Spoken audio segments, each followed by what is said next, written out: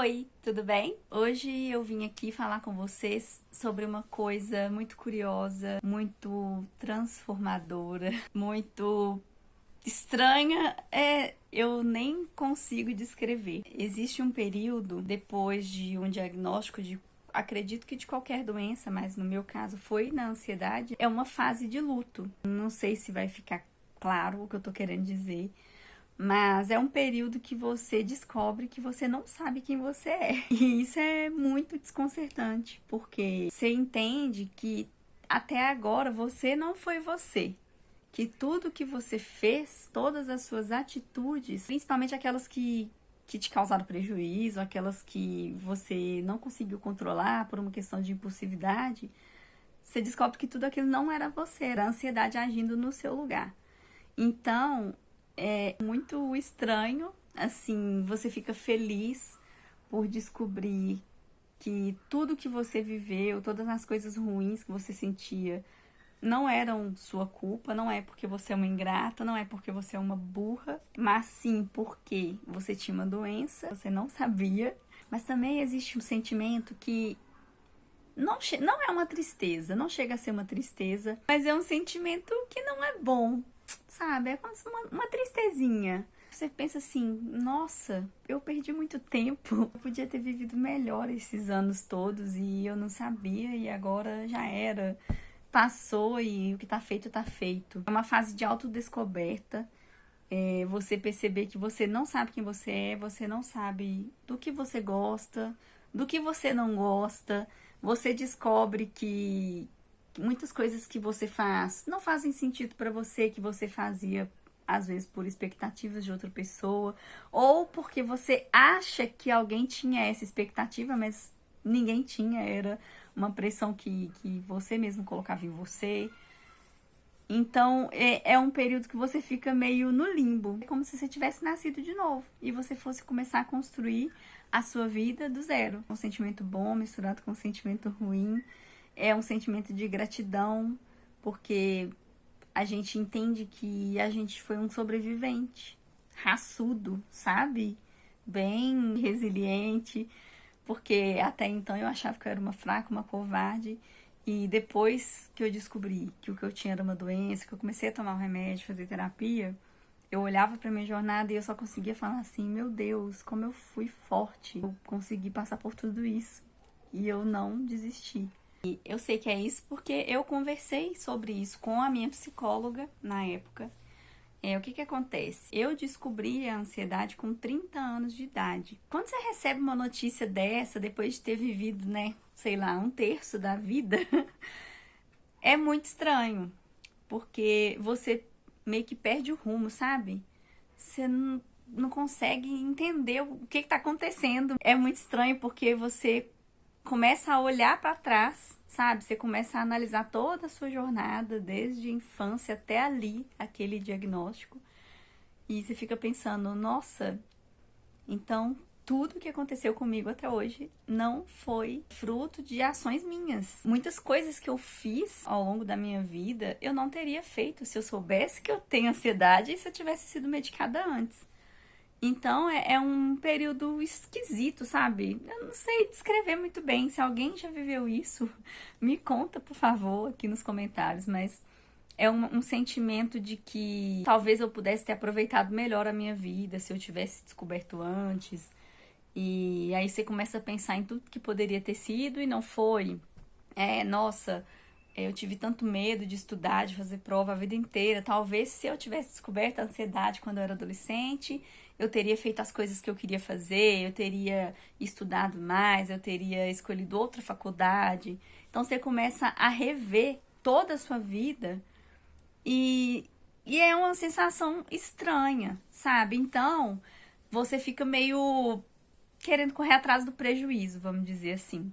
Então, eu que a vida inteira fiz tudo que as pessoas esperavam de mim, né? Ah, não, eu não sabia que faculdade eu queria fazer, então eu peguei qualquer uma porque eu tinha que fazer faculdade naquele momento. Eu nunca fui de contrariar ninguém, então eu sempre tive muito essa preocupação de não desagradar. Sempre que acontecia algum conflito na minha vida, fosse um relacionamento, fosse uma amizade, fosse na minha relação com meus pais ou com alguém da minha família, o conflito me deixava muito mal. Então eu sempre evitei conflito.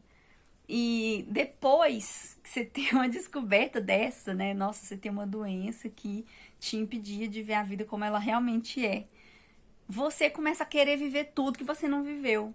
E aí a cabeça fica a mil, sabe? Você quer fazer tudo, você quer descobrir novos hobbies. Eu comprei uma bicicleta, assim, no impulso, sabe? Eu, nossa, eu quero andar de bicicleta. Comprei bicicleta, comprei capacete, comprei squeeze, comprei bolsinha, lanterna, buzina pra minha bicicleta.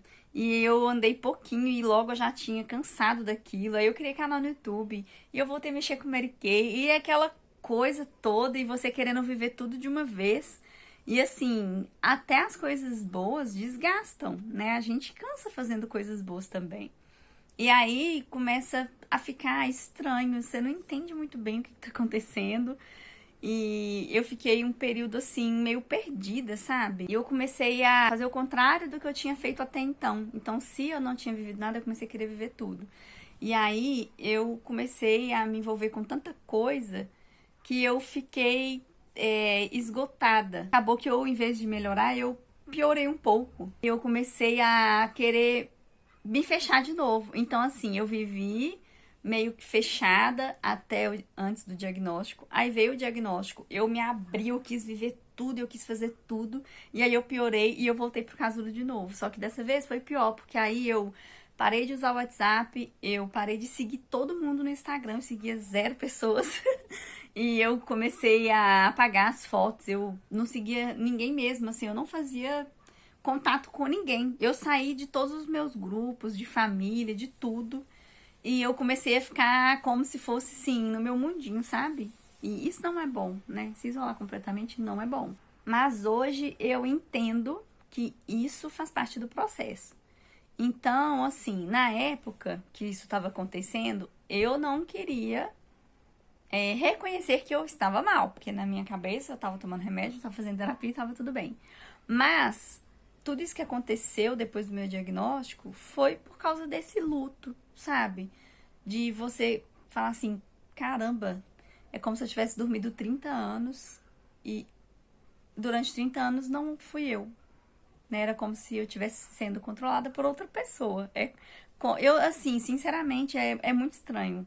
A sensação realmente é essa, que eu dormi por 30 anos e depois do diagnóstico eu descobri como que era bom viver. Então, você pensa assim, que tudo que você fez não era você, era a ansiedade agindo no seu lugar.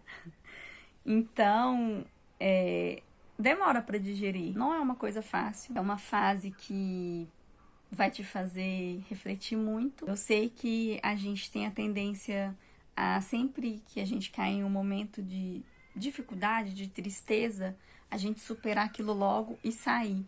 Mas se você estiver vivendo esse momento, não faça isso. Eu sei que eu fiz muita loucura nesses últimos meses, mas apesar de tudo, eu não faria diferente. Eu faria tudo igual, porque eu precisei passar por tudo isso para eu conseguir o equilíbrio que eu encontrei agora. Se antes eu não fazia nada e depois eu fiz tudo, agora finalmente eu consegui entrar no eixo.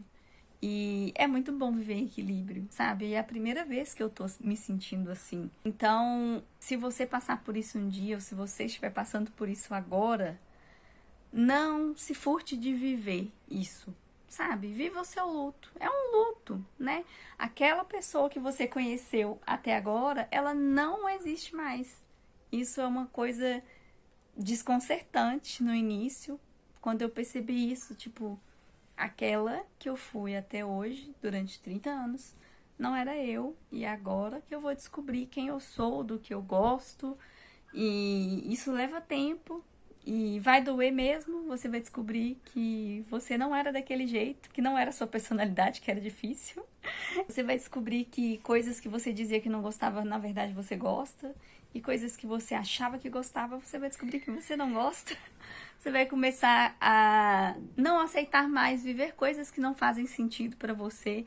E tudo isso só acontece se você respeitar esse processo. É difícil, não vou mentir, é muito difícil. A gente fica muito perdido e a gente acaba magoando pessoas, né? Porque imagina, né, a pessoa viveu lá os 30 anos com você de um jeito e aí do nada você vira outra pessoa, com mais opinião, né, com mais força para defender o que pensa, e isso acaba gerando conflitos. Depois tudo volta ao normal, mas no início é bem difícil.